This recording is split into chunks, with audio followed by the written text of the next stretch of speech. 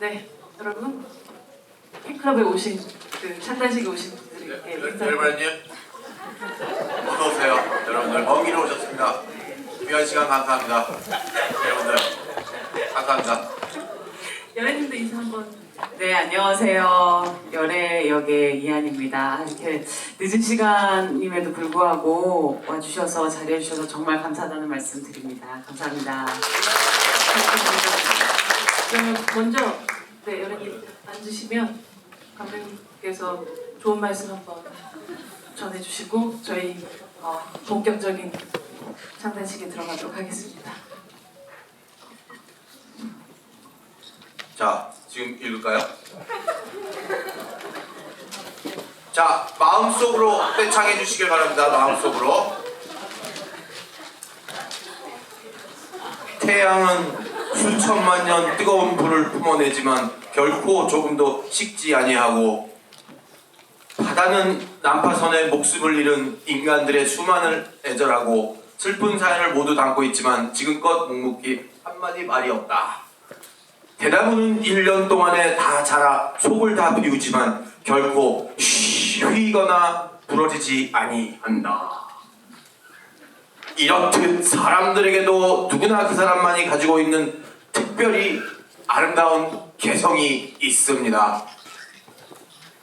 한 번 맺은 인연은 소중히 여기기 때문에 슬플 때나 기쁠 때나 한결같은 마음으로 묵묵히 곁을 지키고 변함없이 평생을 함께 걸어가는 사람. 내가 힘들고 외로울 때 생각만 해도 가슴이 따뜻해지고 깊은 위로가 되며 기쁨이 되는 사람. 그런 마음을 서로 나누는 아름다운 사람들이 내 곁에 있어서 나는 행복합니다.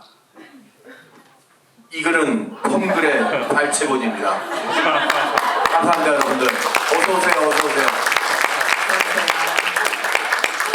어떻게 반응을 해야 될지. 사실 한 2시간 정도 거의 트레이닝이 되신 분들임에도 불구하고 매우 당황하는 느낌이었던 것들을 받게 되네요. 저는 매일 촬영할 때마다 그랬다고 생각하시면 돼요. 저는 사실 이 영화를 조금 늦게 어제 보게 됐었는데 되게 오랜만에 진짜 존나 웃었습니다. 존나 행복하다 이런 생각을 했었어요. 극장에서 이렇게 행복할 수 있다니 라는 생각을 하면서 더 많은 관객분들하고 이 행복을 좀 나누고 싶다는 생각에서 또 이렇게 함께 하게 됐습니다. 굉장히 수많은 카톡에 보통 좋은 글들이 오는데 오늘도 이 문장도 있지만 그 어떤 덕에 대한 양덕과 음덕에 대한 그 글을 선택하셨던 어떤 이유가 있으신가요? 저희 자기께서 매일 글을 보내주세요. 가까이 조금만. 저희 같이 여행을 가도 바로 옆에 계신데도 옆에 있는데도? 네, 선물이 와요. 그게 되게 신기한 거예요. 이렇게 대화받고 있는데 언제 보내셨지? 정말 저희 장인어른은 정말 펑글의 장인이세요. 매일. 그리고 같은 글을 지금까지 보내신 적이 없어요. 우리 저희 농담하다 보면 이렇게 재밌는 그 밈 같은 거 보내다 보면은 되게 같은 거 보낼 때가 있잖아요. 네네네. 절대 같은 걸 한 번도 보내신 적이 없어요. 근데 특히나 이 글이 보면 이제 양덕과 음덕에 대한 이야기를 담고 있잖아요. 근데 그걸 진짜 덕질로서 인생 망친 애한테 그걸 보내고 있다는 사실이 굉장히 좀 말장난 같다는 생각도 좀 들기도 하면서 감독님 그냥 이걸 고르시지 않았겠구나라는 생각 들었는데요. 그러니까 이게 솔직히 그렇잖아요. 조나단이라는 사람이 참 그런 게 뭔가 이렇게 목숨을 구해준 사람인데 되게 큰 선물을 할 수 있는데도 불구하고 이 사람은 자기가 믿는 그 말이 더 중요한 사람. 어떻게 보면 조나단의 캐릭터를 구축하는 그 장치 중에 하나라고 저는 생각을 했거든요. 저 지금 딴 얘기하고 있는 거 아니죠? 근데 제가 또 그때 현장에서 감독님 말씀하시기를 양덕은 이제 보여지는 덕이고 음덕은 보이지 않는 덕이다. 근데 사실 범우라는 캐릭터가 굉장히 중요한 메시지를 담고 있다고 생각해요. 이 영화 안에서. 근데 그 범우가 타조에게 지나가듯 이렇게 보이지 않는 선행을 했을 때 결국 마지막에 되게 판타지적으로 타조가 그쵸. 조금 황당할 수 있지만 타조가 모든 것을 일망타진하잖아요. 근데 그런 게 이제 음덕에 베풀었던 음덕이 보여지지 않는 덕이 쌓여서 그렇게 되는 거다 이런 얘기를 하신 적이 있는데 꼭 인터뷰만 하면 되게 다른 얘기를 중요한 얘기 쏙 빼놓고 이게 뭐 감독님의 매력이죠? 네네 그럼요. 관세음보살이네요 정말. 엔딩 크레딧에 펑글 작자 미상이라고 꼭 이렇게 써놨던 이유가 되게 어떤 살인의 추억처럼 꼭 네네. 이 사람 찾고 싶다라는 어떤 그런 마음 것도 같은 있고요. 그리고 그분에 대한 감사함. 아 그거에 네. 대한 감사. 저희가 그리고 찾으려고 했어요. 아 진짜요? 네, 저희 제작부가 찾으려고 했는데 끝내는 찾지 못. 어디선가 보고 계실 거고 네. 언젠간 나타나실 네, 거고. 그렇죠. 그래서 소송하실 수 있으니까 미리 우리 찾았다는 걸 또 보여드리기 위해서. 오늘 사실 이 자리는 열애발의 팬클럽 사기 네. 장단식인 만큼 네. 사실 오늘은 지금 열애를 연기한 이한희 배우에 대한 어떤 우리의 덕심을 조금 더 확인할 수 있는 그런 시간을 좀 가져보도록 하겠습니다. 사실 저는 이 영화를 보면서 그런 생각을 했어요. 이한이라는 배우에 대한 이토록 적절한 사용 설명서를 처음으로 보여준 감독 같다는 생각을 했었던 것 같아요. 물론 이제 아마 감독님이 지금까지 이한이라는 배우를 보면서 다른 감독이 이한이라는 배우와 함께 작업을 하면서 이 사용 방법은 난 좀 마음에 안 드는 것 같아 라든지 혹은 나라면 이한이 이렇게 쓰겠다 이런 마음 그리고 결국 같이 작품을 끝낸 후에 이한이 사용 후기가 어떠신지가 좀 궁금합니다.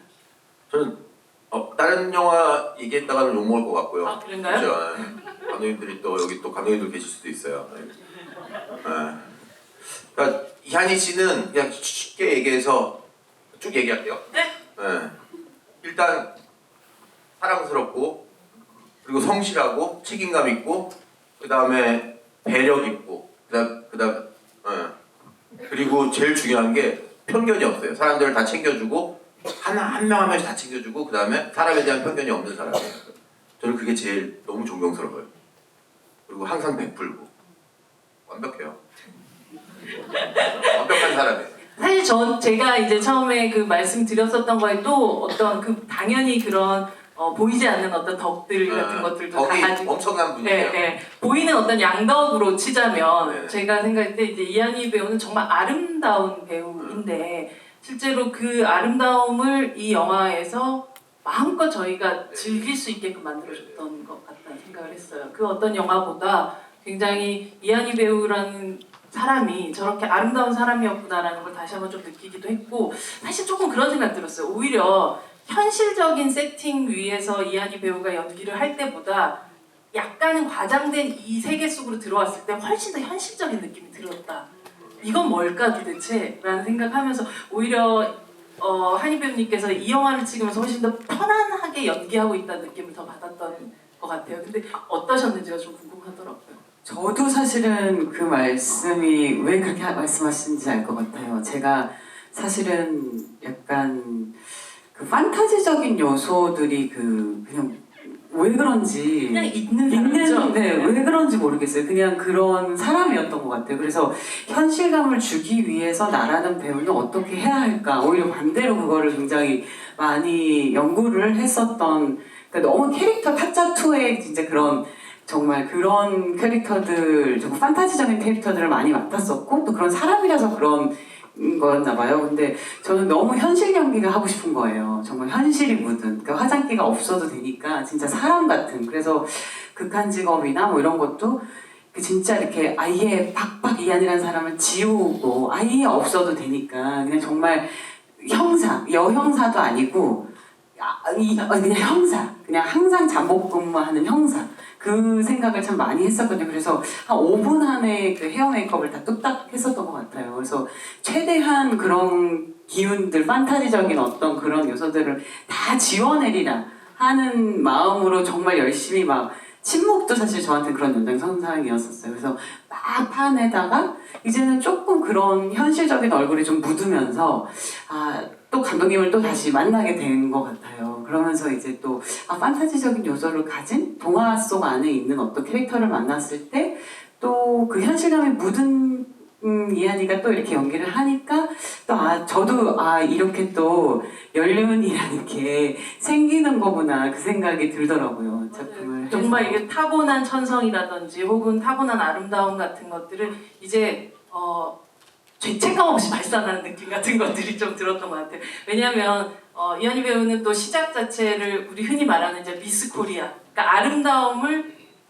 겨루는 어떤 대회 출신이다 보니까 오히려 스스로 그것으로부터 굉장히 멀어지려고 되게 노력했었던 어떤 시간들이 있었다라면 지금은 그걸 죄책감 없이 발산하는데 심지어 말씀하셨던 것처럼 그 삶에서 나왔던 이제는 그것조차가 거짓이 아닌 현실감이 딱 들어오니까 굉장히 저희 관객 입장에서 카타르시스가 좀 느껴지는 느낌을 관점으로 받았었던 또 것 봐주셔서 같아요. 감사합니다. 저는 사실 너무 그 미스코리아라는 게 너무 감사하면서도 너무 사실은 너무 배우가 되고 싶었었기 때문에 아무도 저를 배우로 보지 않으셨을 때가 많았어요. 그때는 카메라 감독님이 카메라를 딱 대시다가 야 너 시집이나 가라 이런 얘기를 하셨었어요. 진짜로? 네, 그래서 네, 그래서 근데 가긴 갔잖아요, 그래서. 네, 미스코리아 제일 이렇게 좋을 때 시집이나 가라. 그런 말을 하다 네. 근데 정말 그런 거를 거의 매 현장마다 그런 걸 받았었던 것 같아요. 그래서 내가 진짜 이거를 돌파할 수 있는 방법은 그냥 저는 연기가 너무 하고 싶은 사람입니다. 그 성실함밖에 없겠다. 내 무기는 아무것도 없고 그냥 작은 역할이어도 들어가서 어쨌든 정말 연기를 하는 사람으로 그냥 그래서 저는 사실 객관적인 지표를 잘 믿지 않거든요. 저를 바라보는 어떤 지금 뭐가 잘 됐지 혹은 못 됐지 이런 거를 최대한 그런 걸로부터 저를 보호하려고 엄청 이랬어요. 그래서 뭔가 댓글이나 이런 것도 아예 안 보려고 하는 게 좋으면 좋은 대로 뭔가 이렇게 마음이 막 붕 뜰 것 같고 안 좋으면 안 좋은 대로 그게 막 신경이 쓰이더라고요. 제가 사람이라서. 그래서 아예 그냥 객관적인 지표 없이 내가 이렇게 생각하는 어떤 꿈이나 목표가 있으면 그거에 따라 그냥 매일매일 그냥 아주 성실하게 산다고만 생각을 했었던 것 같아요. 네. 어쩌면 근데 열애의 또 이 역할 안에서 열애의 또 부분은 좀 다른 부분도 있지만 공감되는 부분들이란 것들 그런 부분에서 또 많이 있었을 수 있겠네요, 정말. 네, 많이 있었어요. 사실 열애라는 인물이 자기의 삶을 살지만 자기의 삶을 살고 있지 않은 사람이었던 것 같아요. 근데 범우하고의 그 접합점이 그거였던 것 같아요. 그러니까 시간이 흐르고 똑같이 삶을 산다고 생각하지만 자기 삶을 살고 있지 않은 사람?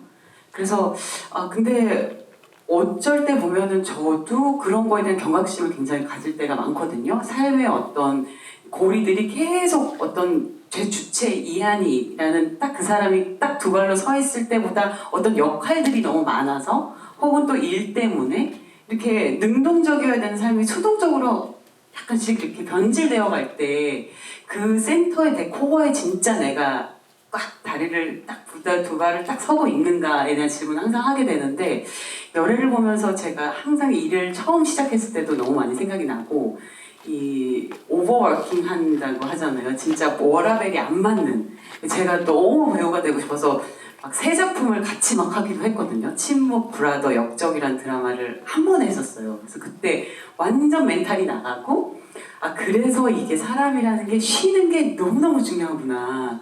그래서 제가 감정 노동을 하고 있다고 생각 못 했던 거예요, 제 스스로가. 그래서 완벽히 격리를 스스로 자가 격리를 시키는 게 필요하다는 걸 그때 알았어요. 그래서 지금은 이제 조금 그거에 이제 조금 경험치가 생겨서 하루 반나절이 쉬고 싶을 때, 뭐 하루, 3일, 일주일, 한 달, 뭐 이렇게 조금 잘 좀 그렇게 하려고 하는 편이에요. 이런 식의 사실 킬링 로맨스가 딱 던져졌다는 거는 굉장한 감독님이 사실은 이미 이한이 배우의 니즈를 정확하게 파악하고 있었다라는. 그때까지는 그냥 딱 대본 보면서 뭐 많은 데서 얘기를 했지만 이건 이한이 배우밖에 할 수 없는 그게 뭐였어요? 그러니까 이한이밖에 할 수 없는 것이라는 거는 감독님 머릿속에서 이게 뭔가 어떤 거였어요? 능청스럽다는 단어? 그러니까 이 감정에서 저 감정까지. 그러니까 어떻게 보면은 제발이란 씬을 보면은 네. 그 되게 슬픈 자기의 진정한 감정을 노래를 부르고 나가서 거기 위에 그 발코니 앞에 앉았는데 범우가 뛰어나와서 떨어지게. 네. 오? 괜찮아? 그 얼굴을 이렇게 망가뜨리면서 네. 같이 감정을 바꾸는 음. 그게 가능한 그걸 너무 자연스럽게 할 수 있는 배우라고 저는 생각을 했거든요. 그런 면에서 그러니까 여기에서 여기까지 수시를 변할 수 있는 그리고 미우나 고우나 뭐 항상 사랑스러운 아 미운하거나 그리고 또 약간 거기에 또 그 어린이 같은 느낌, 어린 소녀 같은 느낌, 뭐 이혼해줘 할 때 이런 감정들을 막 여러 가지를 표현할 수 있는 저는 배우라고 생각을 해갖고 그렇게 된 거고요. 그리고 너무 어메이징한 게 아침마다 이 현장에 오면은 그 뭐라 그럴까 뭐를 듣고 있어요. 듣고 좋은 말씀 듣고 계신가? 그런 거 같아요. 펌블. 그리고 몸을 스트레칭하고 그리고 네. 마음을 비우고 되게 뭐랄까 그러니까 되게 장인 같아요. 뭔가 그렇게 해서 현장에 나와서 이제 연기를 하시는 거죠. 안 그럼 버틸 수가 없었어요. 정신적인 네네. 바사삭 루틴을 만들어서 아니 사실 진짜 감독님 말씀하셨던 대로 이한희 씨기 때문에 이렇게 어떻게 보면 천진하지만 멍청하지 않은 이 열애라는 캐릭터를 이렇게 건강하게 만들어낼 수 맞아요, 그거예요. 네. 맞아요, 제가 하고 싶은 얘기였어요. 아, 네. 저는 멍청해 보이지 않았으면 했거든요. 아, 네, 근데 네, 네. 이게 사랑스러웠어야 되거든요. 그리고 그게 동정, 불쌍해도 보이고. 네.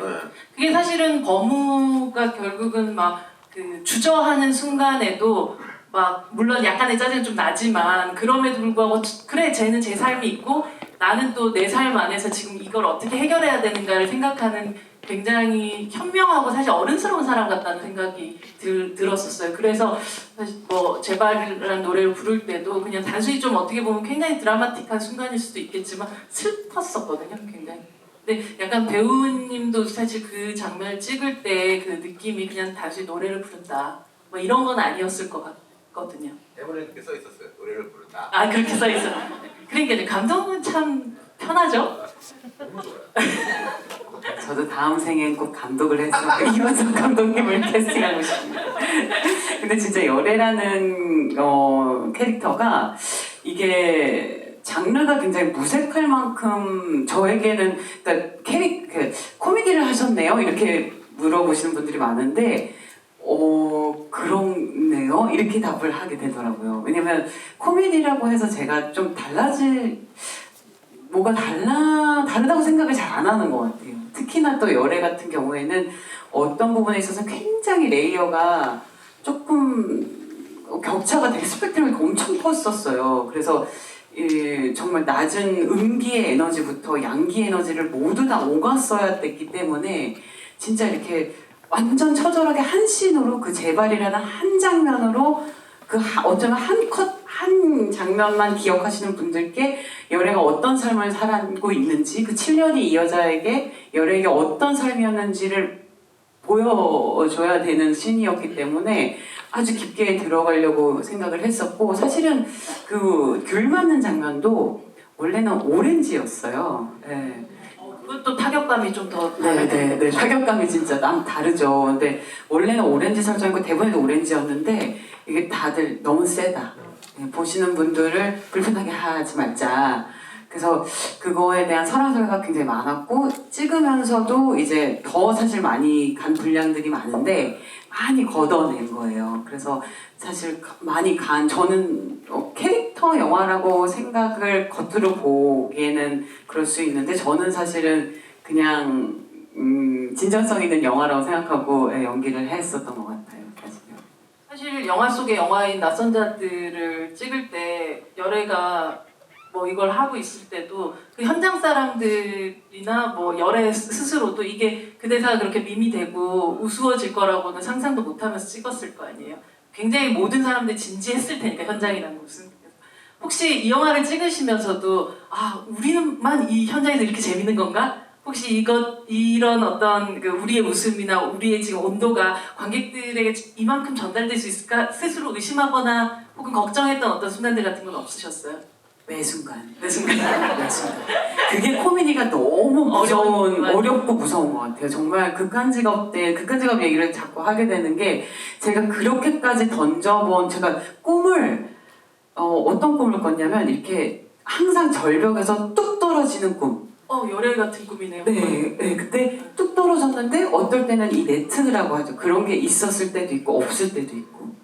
그러니까 그런 꿈을 계속 꿨었던 거예요. 그래서 이게 이 코미디가 정말 우리끼리만 이러면 어떡하지? 라는 생각이 굉장히 불안할 때가 많아요. 그리고 극한적일 때 특히나 이게 웃긴 얘기가 한두 번 해야 웃기지 연습을 너무 했어요 그때는. 50번 100번 하니까 하나도 안 웃기는 거야. 합이 그냥 딱딱딱 딱딱딱 하니까 하나도 안 웃긴데 그걸 어떡하지? 아무도 안 웃을 거야. 막 이런 생각을 하면서 굉장히 그 불안함이 있었는데 이 열애를 찍을 때도 사실은 와 이게 진짜 우리끼리의 이런 합의나 이런 것들이 뚫고 나와야 되는데 어쩔 때는 코미디를 아주 아껴서 그 웃는 포인트를 관객이 가져가실 수 있게 작업자는 최대한 아껴야 될 때도 있고 그 타이밍을 조금 더 비틀어야 될 때도 있고 막 너무나 어려운 작업인 거예요 코미디가. 그래서 와 이 대사를 어떻게 하지?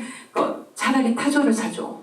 뭐 살만 먹게. 뭐 이것도 와 이걸 어떻게 약간 시니컬하게 들릴까? 톤을 이렇게 하면 조금 더 재밌는 톤으로 해볼까? 뭐 이 생각을 정말 많이 적어도 한 30개에서 50개 정도의 톤을 가지고 이렇게 고민을 하는 것 같아요. 한 그 대사 아주 진짜 그런 대사는. 그래서 와 이게 피가 바짝바짝 나요 사실은 코미디라는 장르 자체가. 저한테는 사실은 막 굉장히 그런데 그럼에도 불구하고 누군가를 이렇게 웃게 만들 수 있다는 장르는 굉장히 매력적인 장르임에는 틀림없는 것 같아요. 여러분도 엄청 웃으셨었죠?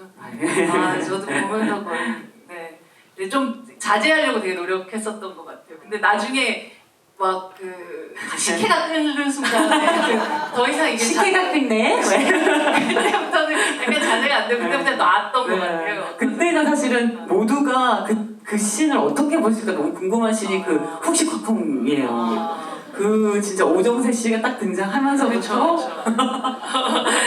정말 너무 좋은 배우시잖아요 오정세 씨도. 뭐 다들 아시겠지만 남자 서영 설명서로 또 같이 그 캐릭터를 또 그대로 또 가져오셨기 때문에 네. 그렇죠. 그래도 실제로 이어서 생각을 하신 거죠. 네, 감독님. 이승재 씨의 10년을 저희가 정세 씨랑 한번 얘기한 적이 있었거든요. 그는 어떻게 됐을까? 승진 살아 계시는 거죠? 네, 살아 있는데 이제 어딘가에서 이제 해외에서 네. 어떤 또 사업을 하고 있을 거라 우리는 또 그렇게 생각을 하고 있었거든요.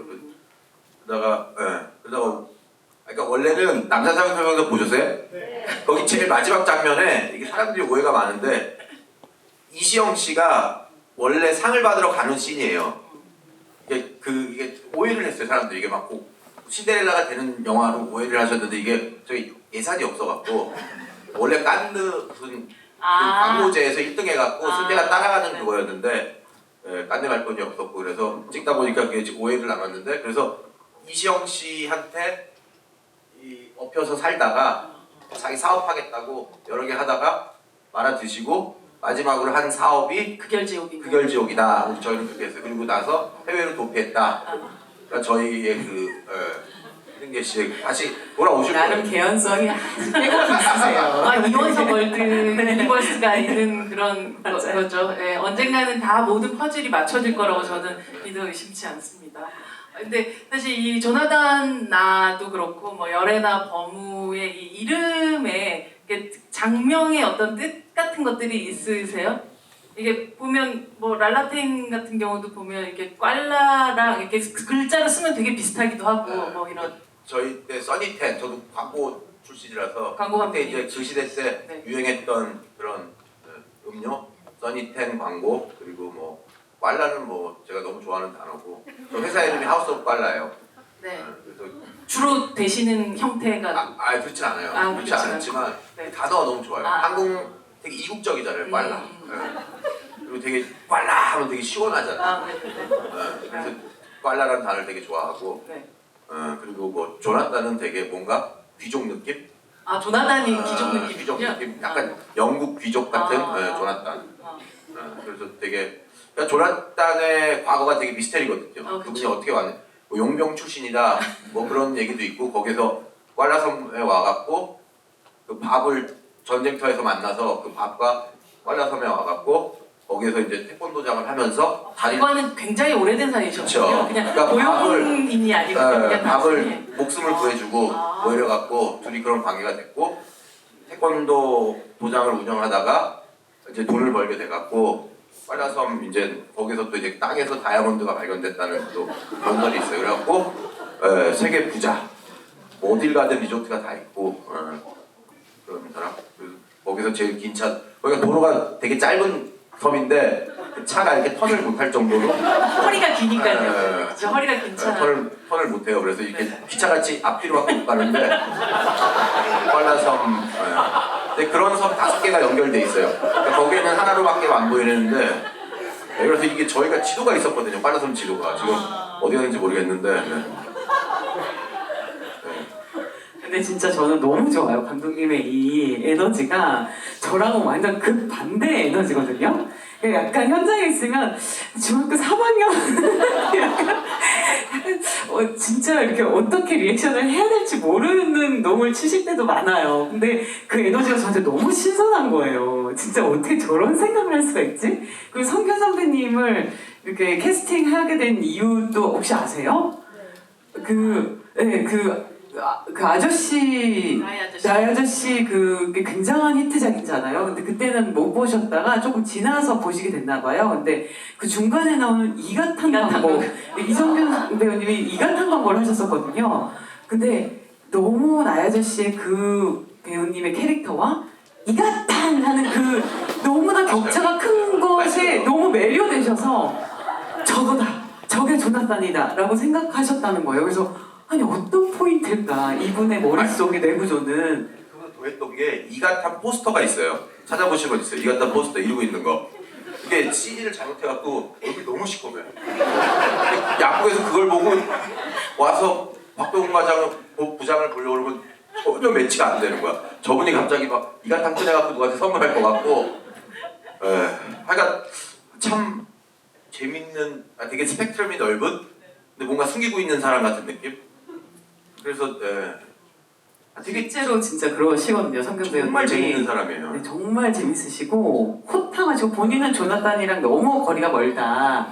이번 연기는 뭐 자기가 완전히 다른 그걸로 갔다고 말씀하시는데 제가 페이스북 친구인데 하루는 그렇게 올리시더라고요. 조문 오는 마음으로 오셨으면 좋겠다. 이 영화를 보러라고 해서 근데 그건 감독님 하신 말씀이라고 하던 아닌가요? 아니요. 성균 씨가 먼저 하신 말씀이세요. 저는 이민 가자. 이민 가자. 항상 저희가 그 촬영장에서 매일 만나면 우리 어디로 이민 가야 될까 그 생각을 했었거든요. 이 영화가 나오는 순간 우리는 이민 가야 된다. 네, 저희는 지금 사랑을 받고 있어서 여러분들의 사랑을 받고 있어서 감사합니다 여러분들. 감사합니다 여러분들. 열의 발에 말고도 팬클럽 이름 후보가 있었어요? 존나발에도 있어요 지금.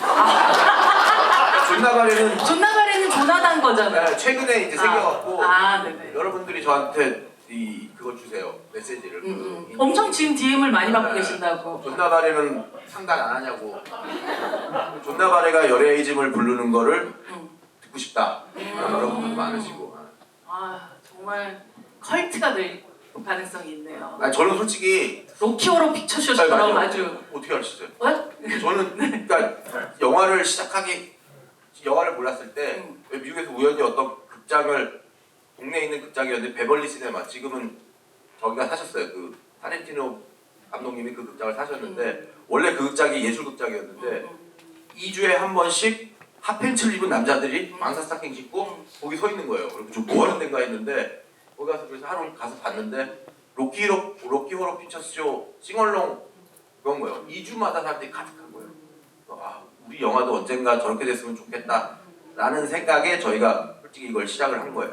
열의 발에 존나발에 함께 다 모여가지고 어떤 옷을 입고 그 되게 좋네요. 열의 발에 존나발에 되게 라임이 있는 그런. 아니 근데 존나 캐릭터가 너무 캐릭터여가지고 이거는 진짜 너무 한 번 사장시키기가 너무 아깝다. 그 얘기를 정말 많이 했어요. 그래서 부캐로 좀 활동을 했으면 그래서 진짜 그 얘기를 좀 심각하게 얘기 많이 해요. 유튜브를 오빠 만들던지 진짜로 존나 채널을 만들어서 우리가 4인조로 좀 뭐 이렇게 전국 노래자랑 같은 데도 나가고 네네네. 홍보도 그런 식으로 하면 어떨까 뭐 이런 생각을 했거든요. 그래서 미스터 트로트, 미스터 트로트 앨범 내 국가가 부른다 뭐 이런 데 나가시고. 네. 너무 아까운 캐릭터예요, 조나단. 아. 네. 휴게소에서 콘서트 하고. 아니 근데 이호석 감독님의 어떤 이 세계관과 존나발의 뭐 열애발에 다 모여가지고 시리즈를 만드시는 것도 괜찮지 않나요? 아니, TV 시리즈. 이 영화후로 시작 안 될 것 같아요. 정말로 진심이에요. 여러분들 도와주세요. 이 영화 속에 나오는 뭐 옷이라든지 미술도 굉장히 강렬 했었는데 열애하고 조나단 처음 만나는 날에 입은 옷은 일부러 색깔을 좀 맞추신 건가요? 태권도복과 이 네네. 옷이? 뭔가 아일랜드 이국적인 느낌? 그리고 약간 저는 60년대 70년대 그 스타일을 되게 좋아하거든요. 그래서 그때 스타일에 맞춰서 뭔가 비치 느낌과 처음에 이분이 왔을 때는 되게 갖춰져 있는 느낌에서 이제 몇 초 사이에 세월이 흐른 거예요. 저희가 설명을 못해 자막이라도 하나 넣을 걸 그랬는데 갑자기 노래를 해버리는 바람에 자막들 타이밍이 없었는데 그게 이제 한 몇 주 흘러갔고 이제 둘이 사랑에 빠지기 시작하면서 뭔가 다 편한 느낌? 되게 디테일한 영화라니까요. 그러니까 여기 한 두 번, 세 번 보시면 훨씬 더 맞아요. 보이는 게 더 많기 때문에 진짜 로키오로 픽처쇼처럼 저희 와이프가 처음에 이 영화 보고 네. 너무 창피하다고 그 다음날 와이프랑 애랑 싸웠어요. 근데 다시 본 거예요 이번에. 성당 자매님들이랑. 네. 근데 너무 재밌었다고. 그때 몰랐었다고. 그러니까 이게 이 영화가 되게 중요한 게 그러니까 여러분들 왜 저는 만약이라는 단어를 되게 좋아해요. 그러니까 만약에 여러분들 여기가 바다라고 생각해 보세요. 라고 하면 여러분들은 여기가 바다라고 생각을 하시고 왜를 안 물어볼 거예요. 근데 여러분 여기가 바다라고 생각해 보세요. 그러면 왜요? 라고 하잖아요. 그러니까 이렇듯이 이걸 되게 잘하는 데가 디즈니거든요. 디즈니는 옛날 한 옛날에 그럼 누가 왜? 그럴 사람 하나도 없잖아요. 왜 씨와 옛날이야? 막 이럴 사람 없잖아요. 욕은 자제해주세요. 네. 죄송합니다. 그래서 그런 의미로 저는 그런 왜를 이 영화에서 안 물어봤으면 하는 그거였거든요. 어떻게가 되게 중요한 거였지. 그래서 이게 왜를 생각하시는 분들은 네, 그 왜를 놓고 오시면은 되게 편하게 무슨 얘기가 여기까지 왔죠? 네. 잘 흘러갔네요. 네. 그 얘기를 하다가. 네. 네네.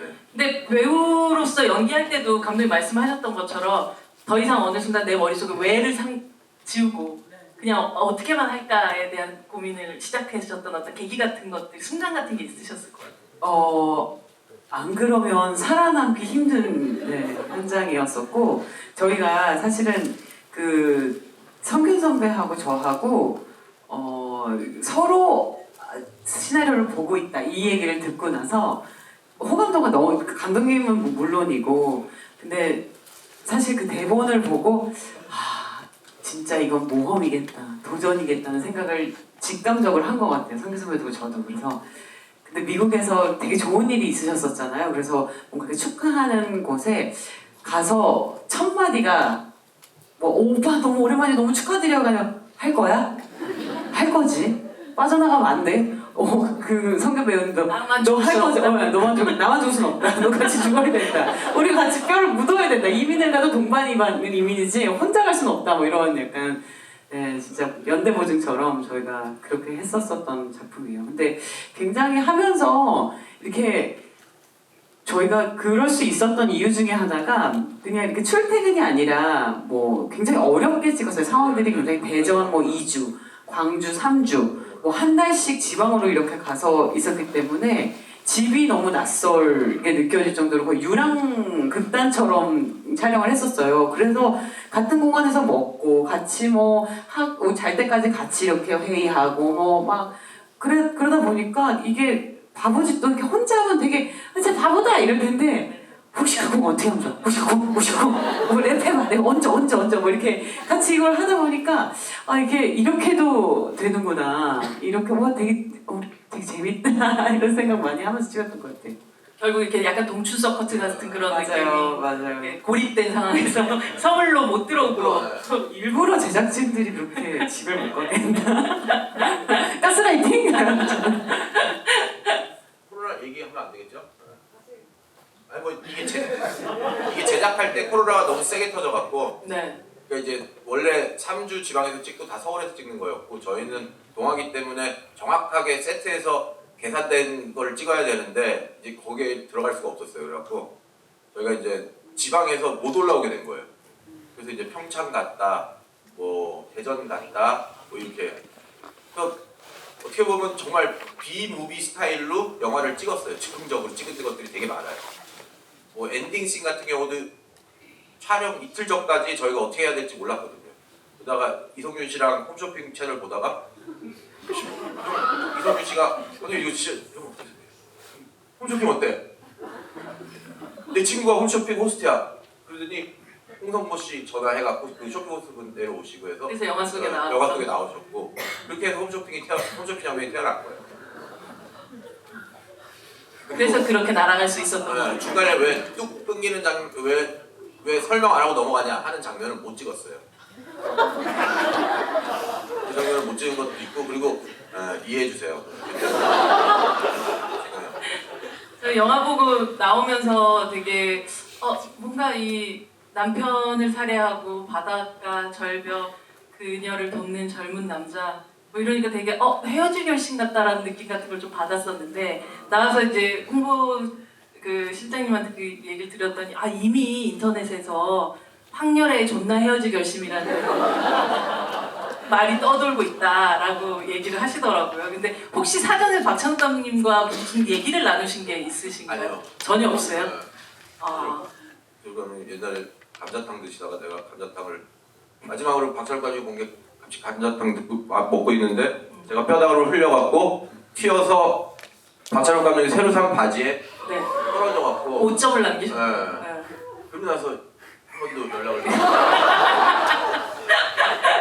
그리고 제 택시가 먼저 와갖고 저는 굳이 엄청 이렇게 뽑아셔갖고 감독님 이거 닦으세요 그러고 저는 하셔갖고 그 뒤로는 제가 연락을 못했어요. 그러니까 이게 되게 그냥 우연히도 그렇게 된다는 그런 그 설애와 이게 열애가 이어지는 그런 느낌 같은 게 설애와 열애가 이어지는 느낌 같은 게 근데 사실 그런 걸 생각을 해보면 그래서 그 생각을 하게 됐던 거죠. 이름의 유사성 같은 것도 있고 남편 죽여야겠다. 근데 또 옆에 젊은 남자가 또 도와주고 막 이런 느낌 같은 것들이었는데 어떻게 보면 이게 굉장히 저는 결국은 박찬욱 감독님도 그렇고 이호석 감독님도 그렇고 히치콕이 낳은 어떤 이복 손주들 같은 사람들이 아닌가라는 생각을 했어요. 완전히 극단적으로 다른 왜 내 맘대로 자식들을 만들 수는 없잖아요. 근데 뭔가 이 영향력 안에 있다라는 느낌 같은 걸 굉장히 받았고 이원석 시네마 세계에 뭔가 원리를 찾아라 같다는 느낌도 들기도 했을 정도로 여기 보면 뭐 열차 안에 낯선 사람들, 낯선 자들, 뭐 이창, 현기증, 많이 이런 식의 히치콕적인 장치들이 굉장히 많이 들어갔다는 생각을 좀 했었거든요. 그 부분에 있어서 감독님이 어느 정도 마음속에서 오마주들을 좀 바친 부분들이 있으신지. 그러니까 뭐 만학영을 가지고 본다라는 거는 뭐 너무나도 유명한 리얼 윈도우 이창. 저희 제작사 이름도 이창이에요. 또 그런 것도 있었어요. 사장님이 넣어라. 이창이니까. 그래서 좀 홍보 좀 해주세요. 진실만을 말씀하셔야지요. 강력분들 믿으시잖아요. 큰일 나요. 영창 가고 싶으세요? 그런 것도 있었다니까. 근데 이 정도는 해야 안 하세요. 그리고 또 뭐 많았죠 영화들. 제가 히치콕도 너무 좋아하고 그리고 제가 이제 낯선 자들. 네, 열차 위. 열차 안에 낯선 자들. 열차 안에 낯선. 그래서 여기서 낯선 자들이 이제 결국은 이 땅을 떠나게 만드는 그런 작품이 됐잖아요. 그래서 뭔가 다 유사성들이 조금 있으셨던 거죠. 네네. 그리고 그 낯선 자들을 또 제가 좋아하는 60년대 70년대 B무비의 또 최고인 바바렐라라는 이랑 스타트랙 TV 시리즈 그래서 합쳐서 이게 나오고 이제 저 낯선 자들이라는 그 영화가 태어난 거고요. 전 저걸 진짜 찍고 싶어요. 낯선 자들. 투자를 해줄지는 안 해줄지 모르겠지만 이한희 배우 그 대사 한번. 지금 내가 안 가면 대한민국 곧 대재앙이 몰려치고 말 거예요. 그런 모습.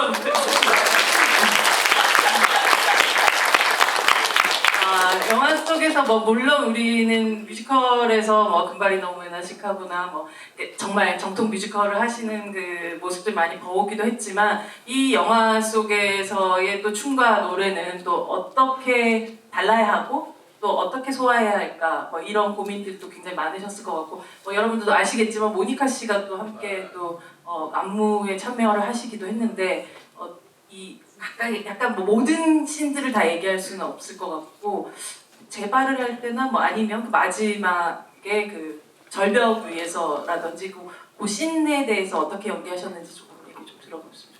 사실 현장 녹음은 아니었죠. 현장 녹음이 제발이 현장 녹음으로 정말 제발 현장 녹음을 해달라고 제가 정말 많이 그랬었는데 그게 이렇게 카메라가 같이 무빙을 하다 보니까 발자국 소리가 들어간 거예요. 그래서 너무 미안하다. 녹음실에 와서 이건 다시 녹음을 해야겠다 하고 정말 녹음을 감정선을 최대치로 해서 녹음을 하긴 했어요. 근데 들어보니까 이게 현장감이라는 게 현장에서 그 완전히 그 세트 안에서 그 감정대로 그 옷을 입고 완전히 들어가서 한 거랑 그냥 녹음실에서 혼자 상상으로 한 거랑은 이게 마력이 다른 거예요. 그래서 이거 진짜 너무 안타깝다. 관객분들한테 진짜 진짜 이걸 들려드리고 싶은데라고 생각을 했었는데 그거를 그 기사님이 다 그 나중에 발자국 소리를 다 지워주셨어요.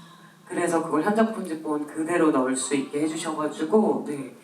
너무 달라요. 그러니까 너무 근데 실제로 우리가 들리는 귀에는 굉장히 매끄럽게 들리니까 그럴 거라고 생각 못했었는데 너무 실제 다행이에요. 너무 다행이에요. 그러니까 이게 참 그때 그 제가 그 입을 보고 제가 싱크로를 맞춰서 하는 거랑 그냥 제가 호흡이 다르죠. 이게 어떻게 할 수가 없는 거예요. 제가 저를 또 모방하면서 해야 되는 거랑은 너무 달랐었어가지고 근데 저는 그 아주 뮤지컬 영화라고 아예 그 생각을 좀 지웠었던 것 같아요. 이건 그냥 우리가 이 영화에 음악이 쓰이는 게 굉장히 중요한 장치이면서 그래서 여러 가지 색깔로 음악이 씌워지거든요. 그게 그냥 일반 영화가 차용하는 음악을 쓰는 거랑 굉장히 좀 다른 결이 있어요. 그래서 행복이 조나단의 어떤 그런 모티프를 가지고 있고 저에게는 여레이즘이 과거에서 또 미래인 그런 것이기도 하고 그래서 음악이 정말 현실적으로 묻었으면 좋겠다. 이게 그냥 그리고 만약에 그렇게 노래를 한다 이런 씬에서는 버무가 나 왜 갑자기 와서 노래를 뭐 이런 그 관객분들의 똑같은 마음을 그냥 대변하는 내 마음의 소리를 버무가 대변해주는 약간 그런 그리고 만약에 제발이라는 그런 곡들은 노래를 잘 부를 필요가 전혀 없다. 네, 잘 부를 필요가 전혀 없을 뿐더러 잘 부르면 이 곡은 이 색깔 자체가 완전히 어우러진다고 생각했기 때문에 그냥 완전히 현실 그냥 대사 제발 부탁이야. 난 네 인형이 아니잖아. 근데 너무 다행스럽게 딱 열의 상황에 맞는 그 대사. 그러니까 들국화가 그때 언제 알고 네. 그렇게 이런 영화가 나올 줄 알고 근데 되게 아이러니하게 감독님의 가장 애정하는 곡이 제발이세요. 그래서 술에 취하시면 꼭 들국화로 제발을 저한테 계속 보내시는 거예요. 거의 한 번 보내시고 또 보내시고 또 보내시고 술에 취하실 때마다. 드신 거죠. 네. 근데 그 보내실 때마다 또 그게 또 좋아요. 그리고 감독님이 술 취하시 그거 보내시면 오늘 그날 시대에 취하셨구나, 꽐라되셨구나 이 생각을 하면서 근데 잠시 관람선 가 계신 거죠? 네네네. 나만의 관람선. 네네. 근데 너무너무 좋아요. 그리고 이게 참 감독님이 그러니까 감독님의 색깔이 정말 많이 들어간 영화예요, 사실은. 감독님이 제발을 좋아하신다는 것도 되게 사실 약간 의외의 포인트이긴 하거든요, 저한테는. 중학교 때부터 이제 미국에 살았는데 거기에 있는 형들 이제 그런 노래를 되게 좋아해서 이제 항상 이제 거기 있는 분들이 듣는 노래를 계속 똑같이 듣다 보니까 그게 저의 최애곡이 돼버렸어요. 솔직히 가사도 아직까지 잘 못 외워요. 근데 열애에게는 마치 시나리오 작가가 쓴 수준으로 그러니까 너무 적절하게 맞아떨어진 그런 가사여서 사실 아까 말씀하셨듯이 이 영화 보통 그냥 또 주크박스 뮤지컬이라고 생각할 수 있지만 그러려면 훨씬 더 많은 넘버들이 나왔었어야 됐다고 보는데 굳이 이제 뭐 행복도 그렇고 이 제발도 그렇고 여레이즘도 그렇고 그냥 이 세 가지의 곡들을 계속 반복하는 이유들은 결국은 이건 그냥 대표곡인 거다라는 확실히 좀 생각이 그리고 좀 그 들었어요. 제발은 열의 감정을 맞아요. 관객들한테 독백하듯이. 네. 그래서 그게 되게 달랐어요. 그러니까 하리 씨가 현장에서 부른 거랑 스튜디오에서 부른 거랑 솔직히 노래로서는 스튜디오에서 부르는 게 훨씬 좋아요. 근데 그렇겠죠. 이 감정이 너무 다른 거예요. 맞아요. 그래서 이걸 다 수작업으로 하셔갖고 이렇게 해주신 거예요. 그래서 마지막 믹싱에서 낀 거예요. 대모하기 전에. 이렇게 박수를 네. 쳐드리고 싶네요. 노래마리님들도 질문을 제가 이제부터 받아보도록 하겠습니다. 네. 여기 손이 조금 더 나은 느낌인데요. 가운데 분에게 가겠습니다. 네. 조금 더 이렇게 쫙 떨어지는 느낌이죠. 선물도 준비가 돼 있죠? 네. 와, 어떤 선물인가요, 저게? 지금 안에 네, 랄라텐이 그 랄라텐 캔 지금 너무 인기 있어서요. 저거 지금 막 너무 파퓰러한 몇 개 캔이네요. 없어요. 감독님들이 저 랄라텐 네, 제가 엄청 탐내시더라고요. 네, 질문 받겠습니다. 네, 영화 재밌어가지고 한 3번째 봤고요. 오. 실질적으로 연애가 발연기를 이제 사람들한테 악평을 받은 건 낯선자들인데 은퇴하고 돌아온 소편 그 복귀작도 결국은 또 발연기 같은 걸로 사람들한테 외면을 받거든요. 그럼 실제로 연애는 연기를 잘하는 배우인가요? 못하는 배우인가요? 연예인 네. 저는 그게 중요하지 않는 배우라고 생각해요. 그는 되게 열심히 했지만 누구한테는 되게 근데 그 팬들한테는 진짜 잘하는 연기까지 보였잖아요. 그러니까 마치 타조의 목소리가 신중하게 들리듯이 누구한테는 되게 그게 진실 연기 잘하는 걸로 보이고 누구한테는 아니고. 근데 연애는 현실적으로 발연기라고 얘기하기 그렇고 열심히 하는 연기다라고 말씀드릴 수 있어요. 너무 열심히 하다 보니까 과하다. 네. 누군가 들으면 조카하지만 진심으로 들으려고 하면 그 속에 있는 목소리가 들리는 그런 연기. 엄청 깊은 영화예요. 열애도 그런 마음으로 연기한.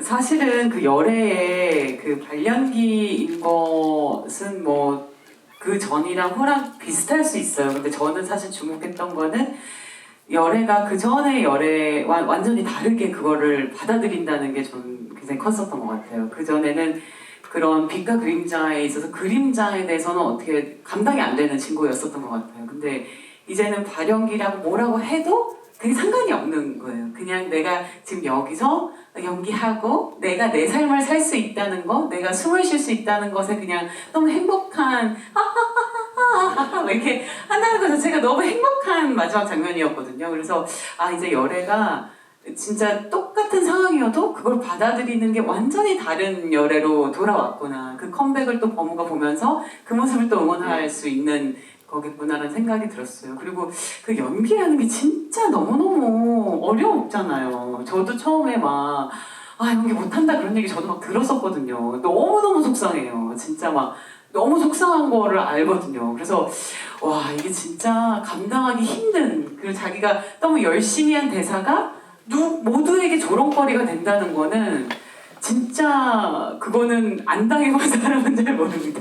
정말 진짜 어디 쥐구멍이라도 들어가고 싶어요. 이게 사람들은 이게 많은 사람들이 한마디씩이니까 그분은 기억 못 하는데 맞은 사람은 아주 뼈에 사무치는 그 상처가 되기도 하거든요. 그래서 열애가 그런 것 때문에 꽐라에 갔었겠다. 근데 그럼에도 불구하고 그 모든 걸 털어내고 다시 복귀를 저렇게 밝은 모습으로 한다는 게 참 의미가 있겠다, 그런 생각을 했었어요. 사실 그 자신감 혹은 아니면 다시 행복감을 느낀 거에는 열애 발애가 그 뒤에 있다는 거를 이제는 정말 맞아요. 확실히 느끼고 나서인 것 같아요. 팬들이 있었기 때문에. 네, 근데 저는 배우분들 만날 때마다 그런 경우들을 되게 많이 보기도 하는 것 같아요. 그러니까 처음에 인기를 얻거나 뭐 이렇게 됐었을 때 그냥 왜 날 좋아하지 하는 그런 당혹감 정도를 느끼다가 결국 정말 팬들을 제대로 느낀 이후에는 굉장히 행복하게 연기를 맞아요. 하시더라고요. 그것 때문에 정말 열심히 연기하고 설경구 씨를 보셔도 진짜 정말. 그렇잖아요. 근데 진짜. 아니 정말로요. 그분이 팬을 느끼기 전과 후가 너무 굉장히 다르시죠. 네, 달라졌어서 저는 열애를 보면서도 그 마지막에 여전히 연기 못한다고 얘기해도 네. 굉장히 행복하게 연기할 수 있겠구나. 맞아요. 그게 한 명이든 10명이든 상관없는 것 같아요. 열애발애님이 진짜 그만큼 중요합니다. 네. 너무 감사합니다. 네, 다음 질문을 좀 뒤로 한번 가볼게요. 저기 가운데, 여기. 네. 다시 또 앞으로 올게요. 네, 제일 뒤쪽에 지금 직진 라인. 네, 맞습니다.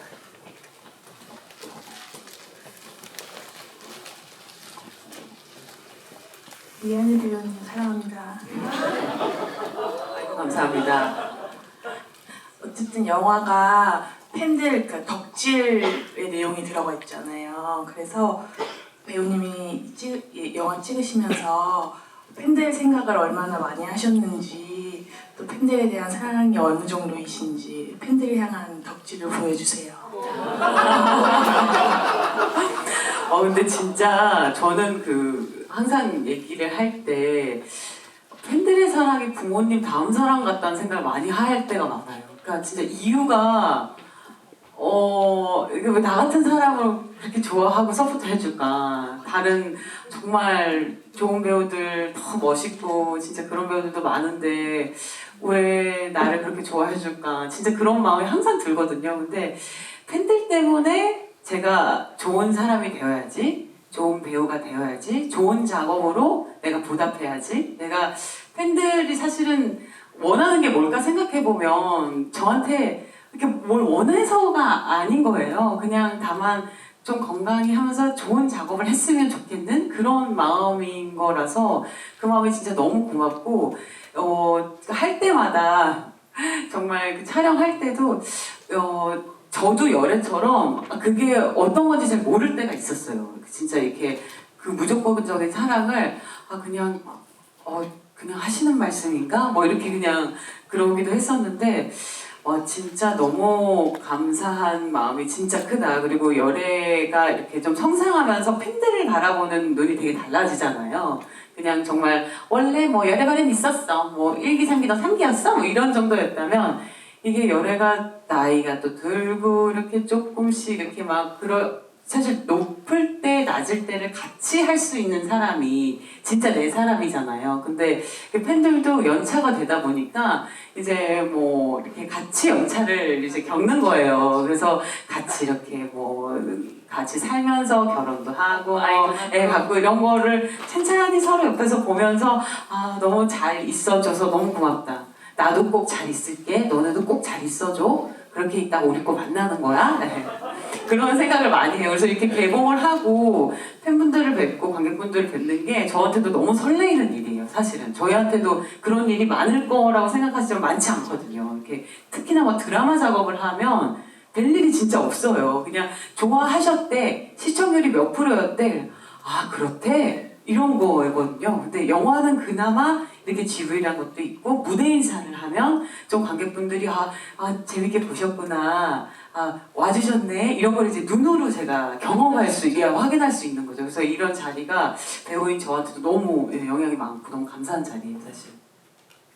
그리고 팬들이 주시는 선물들을 하나쯤 놓고 줄 수도 있잖아요. 저희한테 다 챙겨갔어요. 다 소중히 다 챙겨서 주섬 챙겨서 갔어요. 그러니까 진짜 이렇게 섭섭하셨구나. 이런 이게 너무 중요하게 돼요. 이렇게 글씨를 파가지고 오시는 것들이 있어요. 근데 사실은 그거를 뭐 그냥 열애발의 이한이 뭐 이런 그냥 문구 그걸 어디다 쓸 수도 없는 문구긴 하지만 그거를 이거 하느라고 어제 밤샜어요. 이 한마디가 이것 때문에 또 밤새겠구나. 그 레터도 이렇게 정말 깨알같은 레터들인데 안 읽어볼 수가 없어요. 그거를 이렇게 썼을 그 정성이 너무, 그리고 보면 너무 행복해지잖아요. 그런 거 보면서. 계속 얘기하거든요. 이거 어제 만든 거 아니라고, 돈 주고 산 거라고. 계속 이성균 배우랑 저희 계속 그런 걸 하는데도 네. 다 읽고 눈물 흘리시고 주섬주섬 다 챙겨가고 뭐 하나 놓고 달라고 해도 안 주고 그러세요. 줄 수 없죠. 진심이에요. 네, 감독님도 이제 뭔가 원석발해가 생기면 또 생각이 달라지실 거예요. 아직까지는 또 잘 모르시나 본데. 원래 좀 팬클럽이 있었어요. 뭐 팬클럽 16명 있었는데 네. 많은 팬클럽 이름이 뭐였어요? 없었어요. 저희들끼리 그래서 상영회도 남자 사연도 설명회도 명동에서 한번 했었고 했는데 이게 이제 설경규 씨 팬이랑 그 다음에 그 변성현 감독 팬클럽으로 가버렸어요. 현재 딱 6명 남으셨는데 6명 열심히 제가 밥 사드리고 있어요. 감독님 이제 시작입니다. 사실 이제 킬링 로맨스를 통해서 감독님 팬클럽이 아주 많이 또 생겨날 거라고 생각을 합니다. 네, 사실 저희 얘기를 나누다 보니까 너무 시간이 금방 갔는데 저희에게 되게 좀 중요한 어떤 그 다음 절차가 좀 남아 있거든요. 네네. 바로 감독님께서 직접 준비하신 열애발의 사기 선언문이 있습니다. 좀 받으셨나요? 여러분들 한번 자리에서 일어나 볼까요?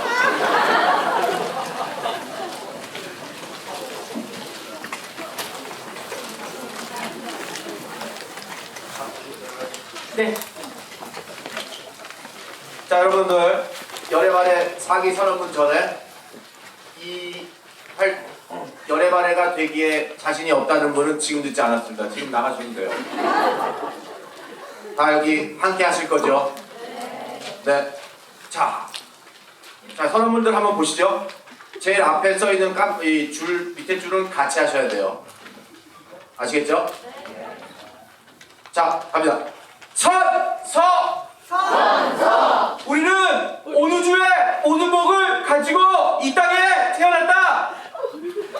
우리는 어느 누구보다 특별함을 가지고 태어난 선택받은 사람들로서 황연애님을 위해 목숨을 바칠 각오로 이 자리에 모였다. 우리는 어떤 위험, 괄호 열고 악플 포함, 자연재해, 해성 충돌 포함, 그리고 전쟁, 외계인 공격 포함, 괄호 닫고로부터 열애님을 지키기로 같이 맹세합니다. 자, 바로 다음은 열애발의 구호가 있겠습니다. 우리 구호 전에 잠깐 메시지가 있습니다, 여러분들. 열애발의 행동조항, 여러분들 꼭 기억하셔야 돼요. 열애발애로서 사회에 무리를 일으키는 일, 가로 무단횡단 포함을 가로 닫고를 하지 않습니다. 알겠습니까? 집에 가실 때 무단횡단 하지 마세요. 자, 우리는 항상 약자를 돕습니다. 우리는 뭐죠? 우리 펌글에 나오는 덕을 베풀어야 됩니다. 열애발애들은 인사로 서로를 맞이합니다. 자, 어떻게 하셔야 되냐? 서로를 마주보면, 자, 실내에서는 사인만, 그리고 길거리에서는 푹신황풍. 근데 실내에서는 사인만. 자, 우리 한번 서로 옆에 분을 보고 서로 인사 한번 해볼까요? 맞죠? 네. 자, 그리고 모든 열애발애님 홍보를 위해 최선을 다한다. 아시겠죠? 네. 자, 그럼 열애발이 구호를 외치겠습니다.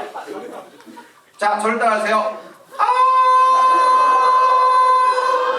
지기지기지기지기지기징 빵빵빵. 이게 저희의 구호입니다. 다시 합니다. 자, 시작. 지기지기지기. 지기지기지기지기지기징 빵빵빵. 감사합니다. 자, 열애발의 사기 화이팅! 화이팅! 사랑하는 여러분들. 감사합니다. 네, 저희 이로써 열애발의 사기 창단식 정말 어마어마한 감독님 이걸 직접 다 쓰셨다는 거에 놀랍지 않습니까? 일주일 걸렸어요, 일주일. 일주일 걸렸어요. 밤새면서 감독님 진짜 그렇습니다. 한국말도 잘 안 되시는 분이 이걸 지금 이렇게까지 어려운 말을 다 이렇게 쓰시고 지금 네, 오늘 정말 되게 제가 정말 많은 관객과의 대화를 진행해봤는데 네, 특별한 시간이었었고요. 그냥 마지막으로 오늘 이 창단식에 함께하신 우리 열애발애님들께 인사 한 말씀 주시면서 저희 오늘 이제 시작이죠. 마지막이 아니라 네. 시작의 말을 한번 또 들려주시기 바랍니다. 여러분들 사랑하고요. 저 열애발애로서 평생 선행을 하면서 덕을 베풀면서 살기를 바라요, 여러분들. 귀한 시간 내주셔서 너무 감사드리고요. 저희는 또 뵙겠습니다. 다음 모임에서 뵙겠습니다. 네, 큰 박수 부탁드립니다. 네.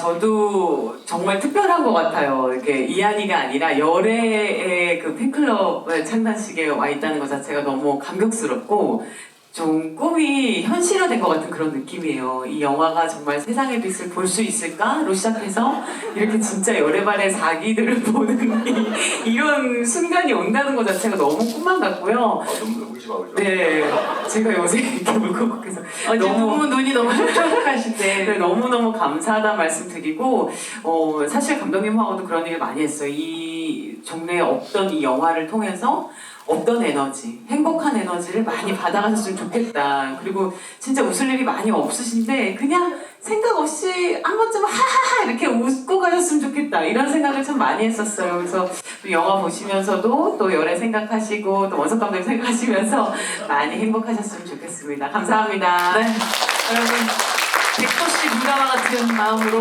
박수 치면서 저희 오늘 이 자리 마감하도록 하겠습니다. 감사합니다.